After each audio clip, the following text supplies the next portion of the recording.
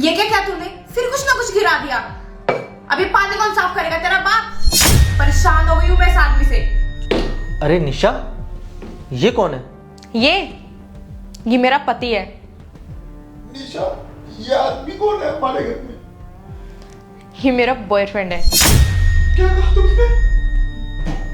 Boyfriend? ऐसा नहीं कर सकते तुम निशा, मेरे रहते हुए। तो और क्या करूं? 2 साल से तू खुद तो बिस्तर पे पड़ा हुआ है, मेरी जिंदगी पूरी खराब करके रख रखी है। मेरा बस ये काम रह गया, तेरी दवाइयां लाऊं, तेरे घर का काम करूं और तेरी सेवा करूं। तेरे से तो कुछ तो हो नहीं पाता और तू मेरे से उम्मीद लगाए बैठा है कि मैं तेरे लिए लॉयल बन के बैठी रहूं। पर निशा, इसकी ऐसी हालत हुई कैसे? अरे यार, ये ना फौजी है। तो जब 2 साल पहले हमला हो रहा था ना, तो जंग में इसकी रीढ़ की हड्डी पर लग गई थी। तब से ऐसी पैरालाइज पड़ा हुआ है। फिर सरकार ने इसे रिटायर कर दिया, तब से बस मेरी छाती पर बोझ बन के बैठा है। अरे निशा, अगर तुम इससे इतनी ही परेशान हो तो तुम इसको छोड़ क्यों नहीं देती? अरे इससे डिवोर्स लो, इसे छोड़ो ना, अलग होकर अपनी लाइफ बताओ। छोड़ना तो मैं भी चाहती हूँ यार, लेकिन नहीं छोड़ सकती। मेरी भी मजबूरी है। अगर मैंने इसे छोड़ दिया ना, तो इसकी प्रॉपर्टी मेरे हाथ से निकल जाएगी और मैं कहीं की नहीं रहूंगी। पर निशा, इसकी प्रॉपर्टी के लिए ना तुम्हें इसे मारना पड़ेगा, क्योंकि जब तक ये जिंदा है ना, तब तक ये अपनी प्रॉपर्टी तुम्हें देने वाला नहीं। तो सोचो, ये मरेगा कब? मैं भी चाहती हूँ यार ये जल्दी से मर जाए। और वैसे भी ये कुछ ही दिनों का मेहमान है।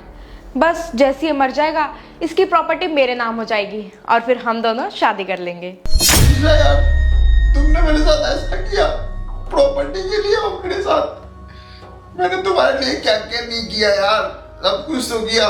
तुम्हें शॉपिंग कराया, तुम्हें इतना प्यार किया, अब मेरे साथ ऐसा हो गया तो मैं क्या करूं? मेरी क्या गलती है इसमें?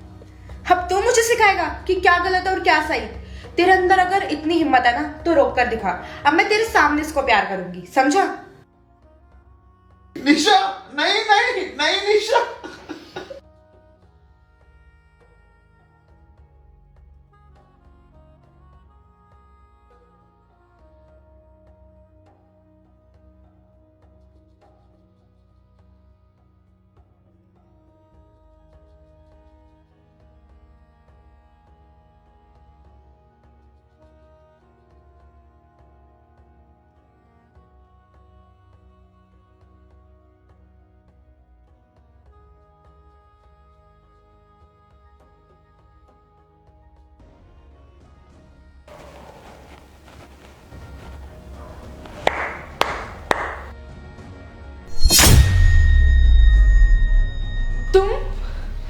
तुम ठीक कैसे हो गए?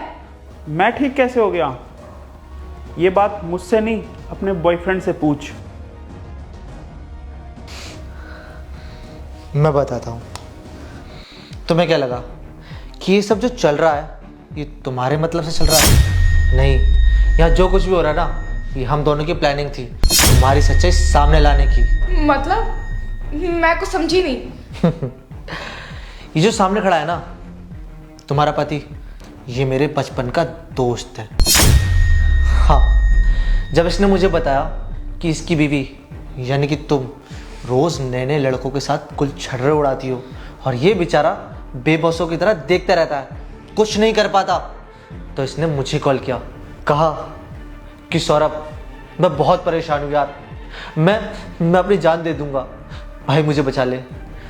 तब मैं तुम्हारे पति को ना वर्ल्ड के बेस्ट डॉक्टर के पास लेके गया और उसका इलाज कराया। 2 महीने हो गए इसको ठीक हुए, लेकिन हम ना इंतज़ार कर रहे थे तुम्हारी इन सब हरकतों का, तभी मैं तुम्हारी लाइफ में आया। और तुम्हारी तो आदत गंदी थी, तुम तो मुझसे 1 मिनट में पट गई। और फिर क्या, फिर ये सब होना था ना। अब देख लो, तुम्हारी सच्चाई तुम्हारे पति के सामने आ गई। और वैसे भी तुम जैसी औरत के साथ ना ऐसी होना चाहिए। भाई मैं तो कहूँगा कि तू ना इसे अभी और इसी वक्त तलाक दे दे, क्योंकि ये ना तेरे काबिल नहीं है। ये क्या बोल रहे हो तुम दोनों? मुझे कुछ समझ नहीं आ रहा। और मैं तो तुमसे बहुत प्यार करती हूँ ना, तुम्हारी वजह से मैं अपने पति को धोखा दे रही थी और तुमने मेरे साथ ही धोखा कर दिया।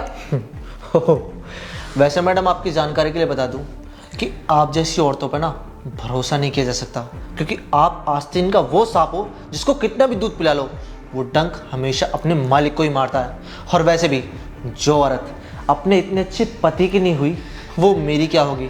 अरे वो पति जो देश की सरहद पर देश की रक्षा करते हुए घायल हो गया, अरे मर भी सकता था वो, लेकिन उसने कभी परवाह नहीं की, देश के लिए हमेशा खड़ा रहा। और तुम जैसी औरत को ना शर्म आनी चाहिए, जिसको इतना अच्छा देवता जैसा पति मिला और उसको धोखा दे रही हो।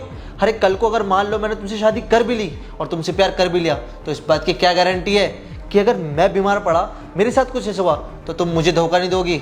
इसलिए ना तुम जैसी औरत से ना हाथ जोड़ता हूं मैं, समझी तुम? प्लीज मुझे माफ कर दो, मुझे मेरे इस घर बस कर, ये मगरमच्छ के आंसू ना मेरे सामने मत बहा।